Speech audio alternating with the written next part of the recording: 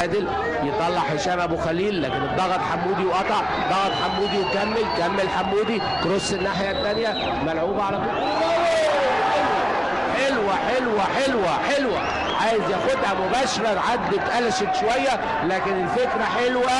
كولوبالي قلشه شويه لكن الفكره حلوه. التغيير الثاني للنادي الاهلي هيخرج عمرو جمال من 21 مباراه، تعديل من 22 مباراه بقى 13 نقطه.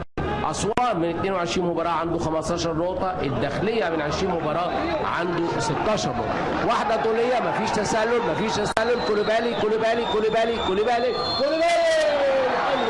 حلو. لا الراجل عايز ايه النهارده؟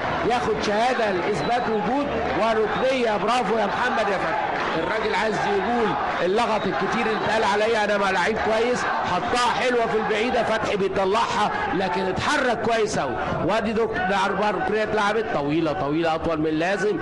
لسه الكوره في اللعب، توصل على طول لحجازي المتقدم، يلعب العرضيه وكولوبالي تاني في العارضه. لا الراجل مش ممكن، 3 كور لكولوبالي لغايه دلوقتي. صبري رحيل ماشي، صبري لعب العرضيه وتاني وفرصه تاني بتضيع للنادي الاهلي، وتاني وسعد سمير وفرصه بتضيع للنادي الاهلي.